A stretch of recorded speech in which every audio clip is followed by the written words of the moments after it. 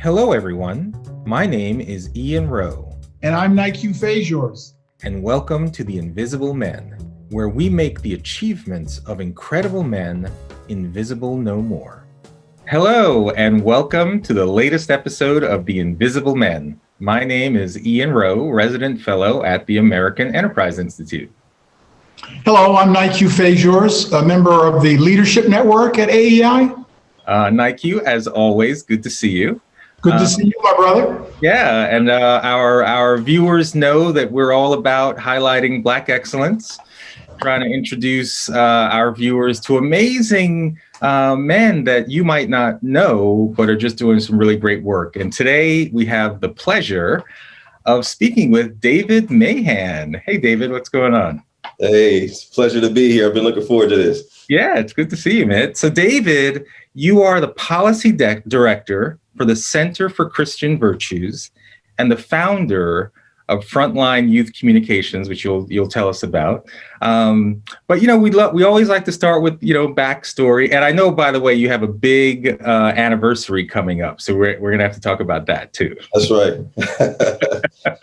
But before you were the David Mahan of today, tell us a little bit about yourself, where you are. Any sort of change of life experiences that put you on a particular track?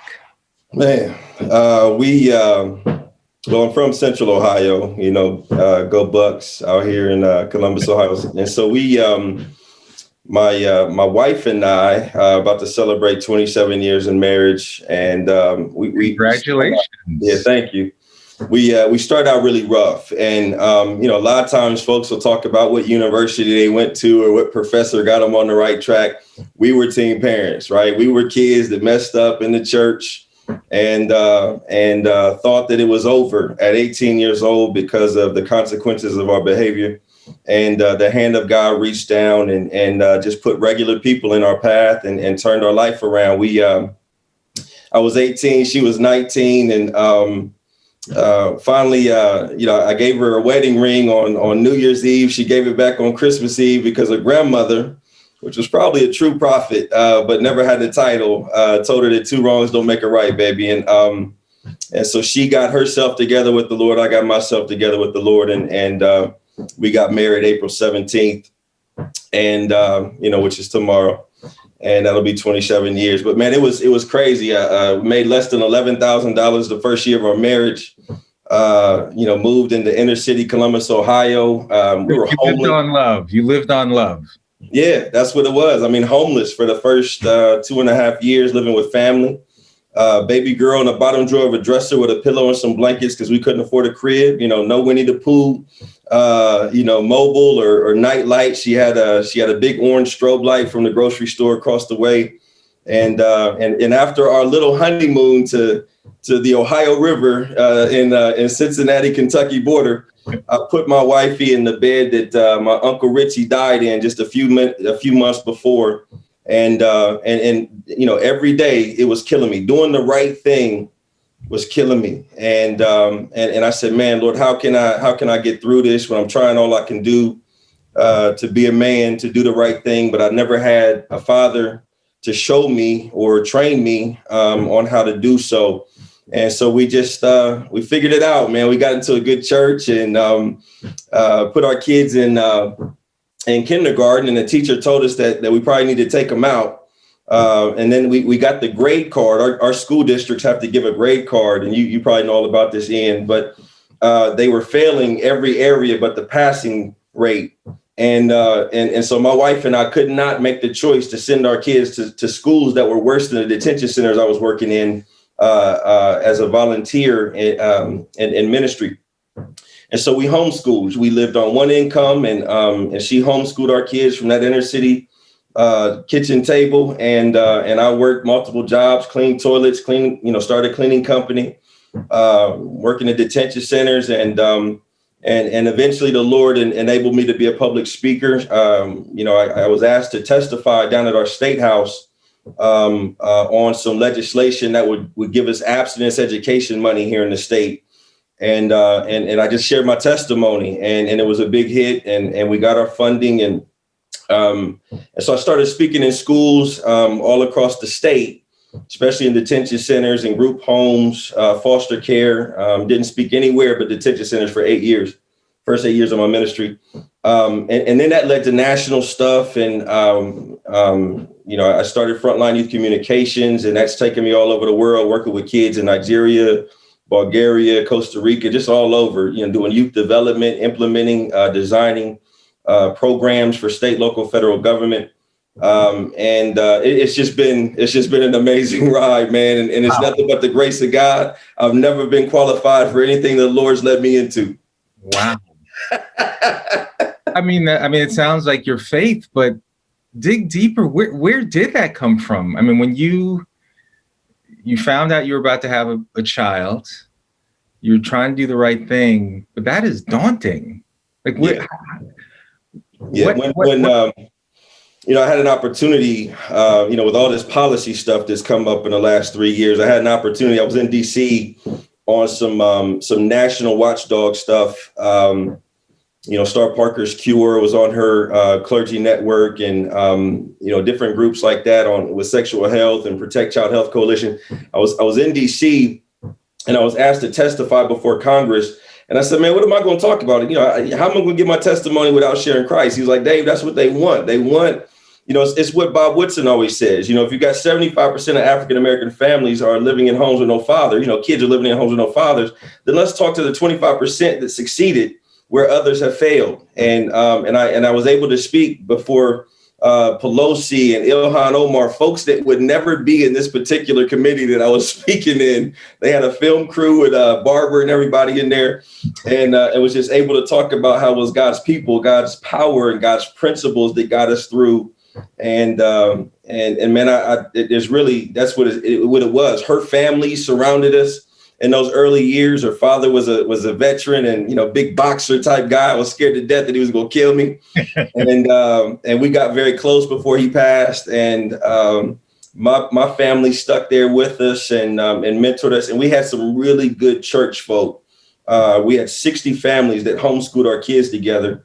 And all of the opportunities that we were in professionally, our kids followed us into. And so they had all the opportunities that a lot of these wealthy school kids would never get because they had the freedom to follow us into some real things, including detention centers and group homes, preaching at 12 years old, talking about how bad company corrupts good character in a detention center with guys tatted from head to toe. That does something for a man of God. If you can stand for your faith in this place, son, you can stand anywhere, especially that little suburban high school with the wannabes running around. So it just, man, I don't want to be over religious or super spiritual, man, but it is what it is, man. It's nothing but God's power, God's people, and God's principles. Wow. David, when I was looking at some of the topics that you've spoken on, and you referenced it just a moment ago, sort of sexual health and things related to that, and maybe you can educate me and as a result, our viewers. I read a statistic, probably 6 months ago that said something like 80% of all women that work in strip clubs were sexually abused. And I that statistic and that concept and that idea that, our young girls are unprotected in our communities. Daddy is not around, the statistics you referenced earlier, and the impact that has on their lives. Is my statistic, is that somewhat accurate? Where are we on this? To be honest, I couldn't speak to that particular statistic. I will say that all my work in detention centers would verify that. I would say that my work with human trafficking survivors, I speak with Dr. Marlene Carson, sits on the Advisory Council for Human Trafficking in the United States. When I'm working with her, she would absolutely agree with that. But not even just that. I mean, when you're dealing with the LGBT issue, I see that almost all the time there's some kind of abuse, physical, emotional abuse that took place, whether in home or outside the home. It is really bad. I think the main statistic in terms of youth in the country is 1 in 4 girls have been sexually abused or molested. Sometimes you hear 1 in 4, and then 1 in 5, 1 in 6 boys have been sexually abused or molested.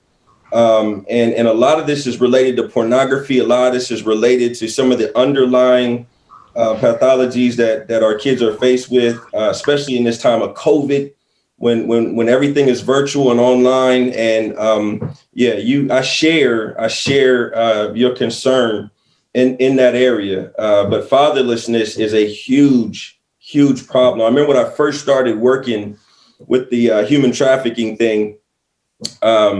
I was watching a documentary on pimps, and they were talking about how pimps will actually they'll take them and they'll do an application process. And one of the things they were looking at was, did you have a loving relationship with your father? If they didn't have a loving relationship with their father, they would accept that lady.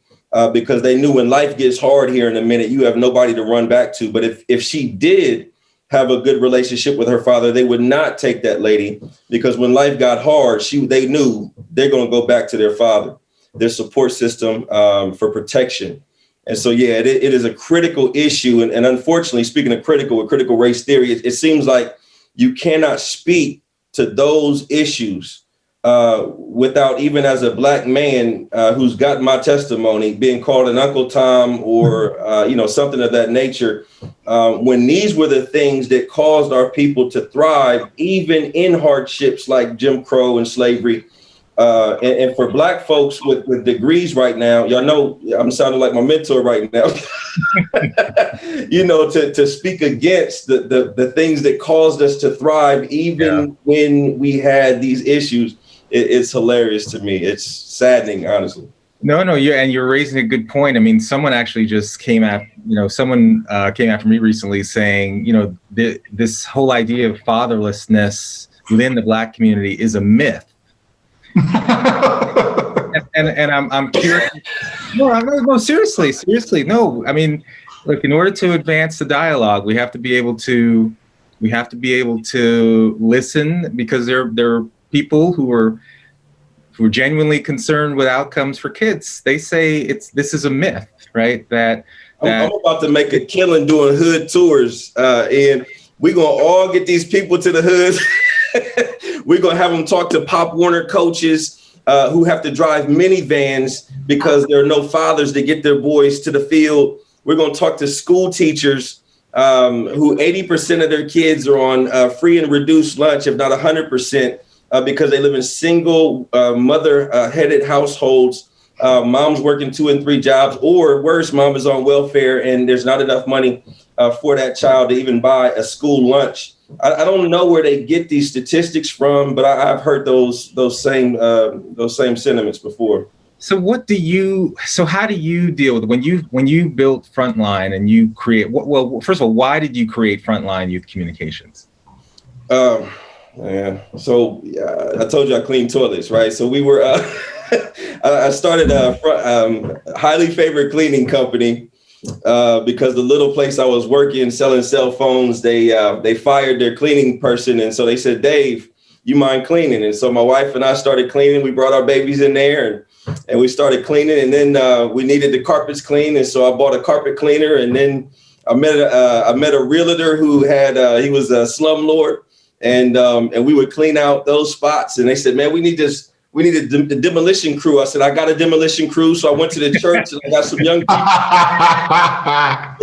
And we put them jokers in drug infested homes with needles and feces, and used condoms on dirty mattresses and feces in the tubs. And I would take young men who were struggling with alcoholism and struggling with pornography. And I would just give them a trash can and say, go on upstairs and take care of that. And these young men would weep, because without even preaching, they would see the future if they did not change their behavior. And so that's where my heart for young people came from. The guy that, when I went to Bible college, man, I had a mentor, and he would weep every time he preached. And I was so sick of phony, fake stuff that those tears were enough to convince me that, man, if I'm going to do this thing, if I'm going to be on the front line of what God is doing in his kingdom and not be a punk Christian like I used to be when I was playing church, I said, it's that kind of man that I want to serve with. And he happened to be in the detention centers. And so that's why I ended up in the detention centers. And I preached my sermon in there with young men who are incarcerated. And so none of this is aspirational. None of this is, I sat down in school. I wanted to be a marine biologist. And my granny told me, boy, you aren't a fisher of men. You're a fisher. You ain't a fisher of fish. You're a fisher of men. And she just happened to be right. And the Lord had a hand in it all. Wow. Well, you know, David, in your intro, we forgot entrepreneur, because clearly, as you laid out that chain of events and how you and your wife built that cleaning company, that's exceptional entrepreneurship, and I definitely celebrate that. That's a beautiful story. Appreciate it. So, David, how do we get fathers back in the mix? Yeah. You know, we just on an encouraging note, I work very closely with pregnancy centers across the country, and now I'm advocating for policies that strengthen pregnancy centers at the State House here in Ohio. One of the things I'm encouraged by is, you know, they've been asking me, there's a demand. We need more fathers producing curriculum. We need people to speak into the lives of fathers. With the immigrant communities that are coming into our cities and states, many of them, the Nepalis, the Eritreans, the Somalis, you know, the family structures that they had in their homeland are what they want to carry here. Even though they see a breakdown in the family, they still want it, and they cherish that value. And so it's been encouraging just being able to minister to so many young men who were just like me, you know, made some poor decisions, didn't understand anything about how our bodies work, what love is and what it's not, and what that looks like in a relationship. When we begin to speak these things and talk about character and show them examples, and man, I did it, man. I was just like you, man. And God got me through this thing. God's people, God's power, and God's principles. They want to hear this message. And then that took me into halfway houses where I would go in and develop programs for guys that were trying to be, just coming out of prison and trying to get back into community, and seeing grown men weep because now their kids, you know, when they went in, their kids were babies, but now they're 12 and 13 years old, and they're seeing little boys come to the house, and, you know, they're seeing pornography addictions, the same stuff that jacked them up, and they're hungry and thirsty for this content. I think the biggest problem is we don't have enough men that will step out and actually get into the community and get their hands dirty, commit to a church, a local body, and start a ministry that's reaching out to young men. So I don't see the problem as what the world sees the problem as. We have all these men with pathologies. No, we've got a lot of men who are lazy, who don't want to take their solution to the people who need them. And for me, I think that's the biggest concern from what I'm seeing in the communities. Got it. Wow, you're an inspiration, man. So what are you thinking next? And then Nique, I know we got the speed round, but what's next in your journey? Because it sounds like you have aspirations beyond what you're doing in Ohio. Man, it's crazy. Like this political stuff, this policy stuff came out of nowhere. I was literally in Washington, D.C. With the Switch, which is a national anti-trafficking organization, and a group that was there, a group of women actually that were, saying, listen, Planned Parenthood doesn't speak for us. I was there praying. My daughter was singing. She made a song. And we're sitting there on the National Mall, and we're praying for the Capitol. Somebody snapped a picture, and I'm like, oh man, that picture's pretty cool. I put it on Facebook, and within a year of that picture, I was testifying before Congress. I was in DC probably every other month. Again, there was no aspiration. Politics gets on my nerves. I'm a grassroots guy. I'm not a political guy. Now I'm over policy for the largest Christian policy organization in the Midwest. and the guy that runs it basically said, Dave, we need people with character. We need people with a story. And I'd rather have to build a lobbyist than a Christian. And Right. And so I don't know. I get put in front of great people like Bob Woodson, and I spent a couple of days with him here in Cincinnati last week. I'm greatly honored and humbled to be in the rooms that I'm in, man. And I didn't ask for it. Matter of fact, I wouldn't have even taken this position had a prophet not come to our church a month before, called me up to the stage and said, I don't even like this guy. He's from California. California preachers get on my nerves.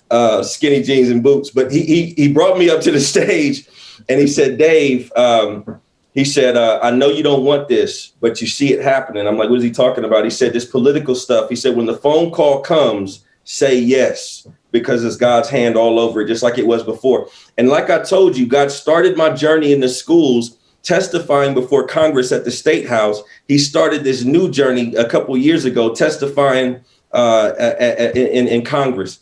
And so, again, not trying to be super spiritual. I wish I had some book report stuff to give y'all, but man, it's nothing but God's grace and leading. And I get to speak to guys like you and Bob Woodson, and the wisdom that he drops, man, is intense. It was one of the most intense 2 days of my life, one of the greatest honors of my life, just to be able to drive that guy around, man. I'm just humbled, man. No, Mr. Woodson, he is definitely one of our kings. He's exceptional. I don't know if you got to see the episode that we did with him. It was one of our first episodes, and exceptional. In fact, one of our other episodes, David, was with a classmate of Ian and I. His name's Cliff Barber. He's based in Chicago, and he's been, ran businesses, started companies, lived in London for 17 years. But for the last X number of years, he's been the chief strategy officer for the Archdiocese of Chicago. Oh. And he goes and does ministry in the Cook County jail system. Just gets so much value from that. He's actually a really fun conversation, because he also talks about one parent was Catholic, one parent was Baptist, and the things he learned from sort of both sides of that coin. It was brilliant. But so as Ian referenced, in every episode, we have something we call the speed round. Where, I present to you a couple of individuals or concepts, ask you to pick one and tell us why. So we'll start with civil rights or economic development. In terms of what I think is the best. Yes, sir. Okay. Economic development. The reason why Mr. Woodson was in town was he had J.D. Vance, a white brother from Middletown, Ohio, not too far from where I live. And he had Clarence Page, from the same town, but 30 years his senior. Okay. And they were sharing their stories of how they come up, and found out that even though Mr. Page was 30 years before J.D. Vance came up a whole lot worse than Mr. Page did. And they were just talking about how the issue is not really race, but class, and that we need to take that narrative back. Everything is all about race. And I think that this is not just on one side or the other. I think that, I was just on the phone call before this interview, and, talking with a white lady. She's a social conservative, Southern Baptist. And, she's Fox. I said, well, what the problem is, you got CNN on the left saying that Black people are all victims. They're victims. We need to support them. We need to, stop killing them in the streets. And then you've got the other side, Fox, saying that, well, no, Black people are victimizers. You killed more of your own people in Chicago in one weekend than the police will ever kill, or the KKK for that matter.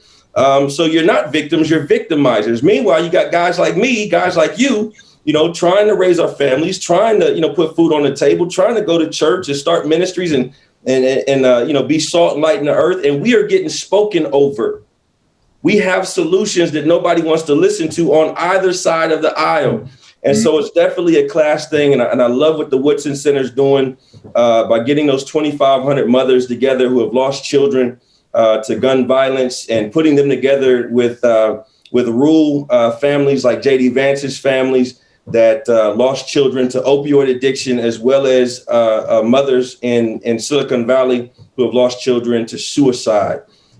Bringing all of them together in a way that draws the attention of the masses, and we take back the narrative, I think is just a powerful strategy that the Woodson Center is pushing right now.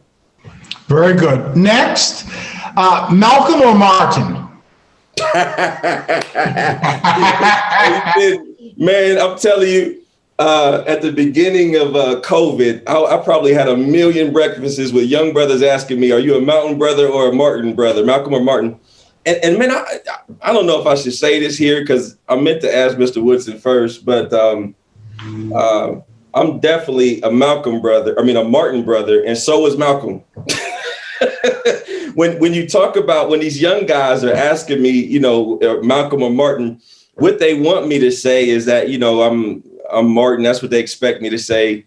But they're usually Malcolm because he had the violent. He was by any means necessary, take it by force. But if you think about it, I asked him this question. Okay, if he was so violent, what did they ever tear up? The reason why, Malcolm started kind of pulling away from Islam and Elijah Muhammad was that when his boy got killed, he said, this is the tipping point. This is the time. The brothers are ready. Let's rise up. Let's revolt and start knocking heads. And they said, no, we're not going to do it. He was like, wait a minute, what? If you think about who had the violent movement, it was Martin. They were the ones inspiring 80-year-olds to 8-year-olds to go out in the street and get knocked around and dogs, they were the ones getting their houses blown up. They were the ones getting beat down in the street. If you talk about who had the most violent movement, it was Malcolm. It's just they weren't the ones that were, engaging in violence. They were exposing the violence. But, you can't look at, the Nation of Islam and say that they had to take it by, no, they stood up in suits and, they marched and they did nothing.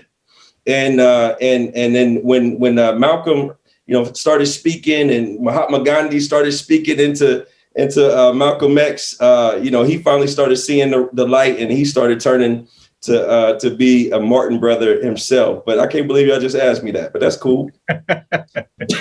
Well, our last question of the speed round is Kanye or Jay-Z? Definitely Kanye. And I've been studying, listen, Jay-Z is a Kanye brother. So he was the one who found him, right? And I've been studying and literally tearing apart his lyrics. I don't know if you ever saw it, but Kanye put out a piece in Singapore, I believe it was, right around when his mother passed, called Pinocchio Story. And it never made the album. It was more of a cipher when he was on stage, and he broke down the story of his life as Pinocchio, never having a father, never knowing who he was, wanting to be a real boy, got caught up in all of the shining lights and everything. And meanwhile, he left his mother at home and she died and he wasn't there for her.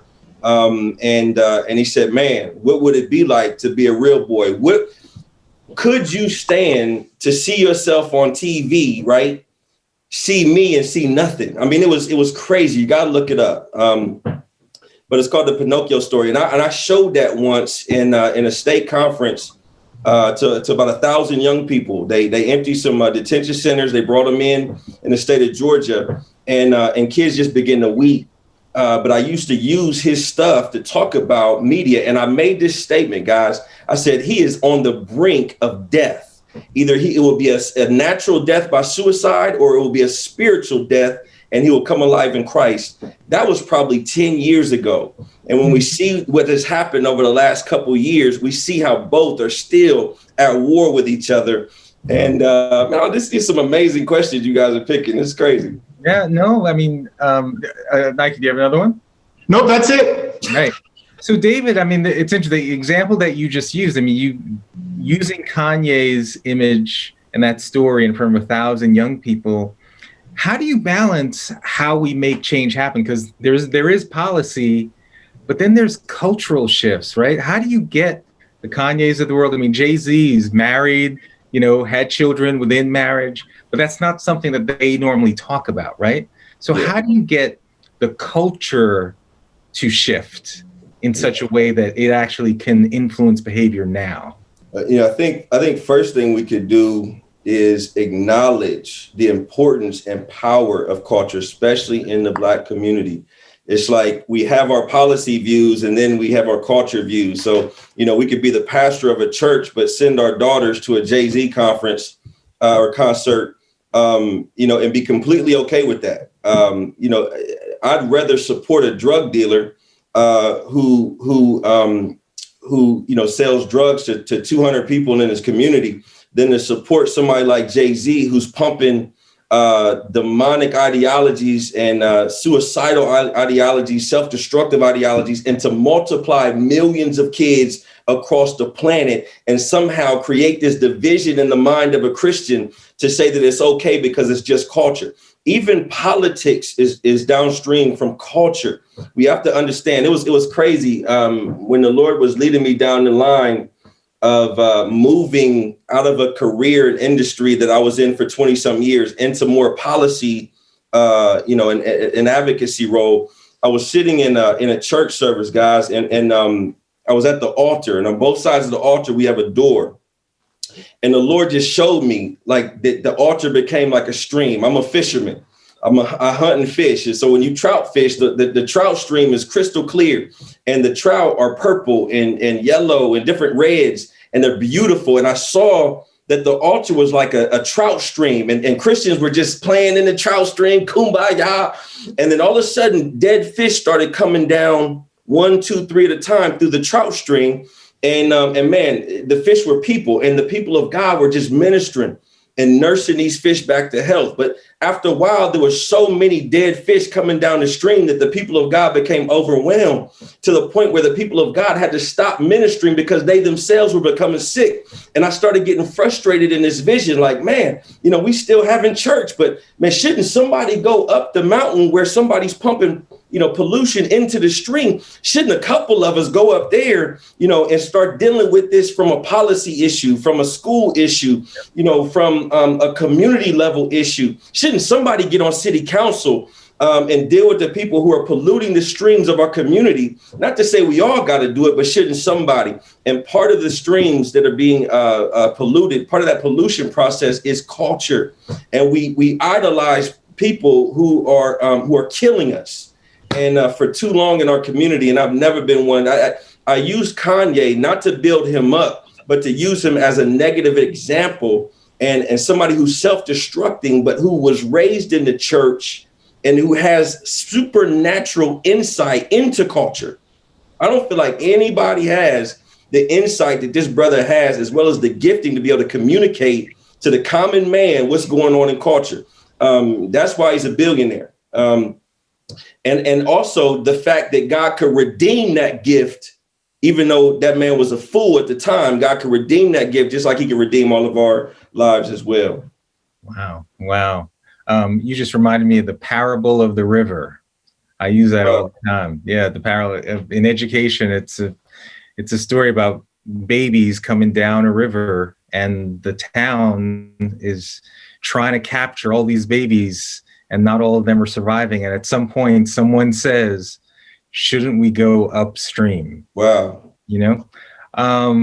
Well, David, so we, as you know, Nique and I, we created The Invisible Men 30 plus years ago. And in that process, envisioned this young teenager, 16-year-old Daryl, who was hearing all the narratives that you've described today. And we wanted to let Daryl know, just like you said, like we're sort of being talked over, that there are these imagery, particularly of Black men.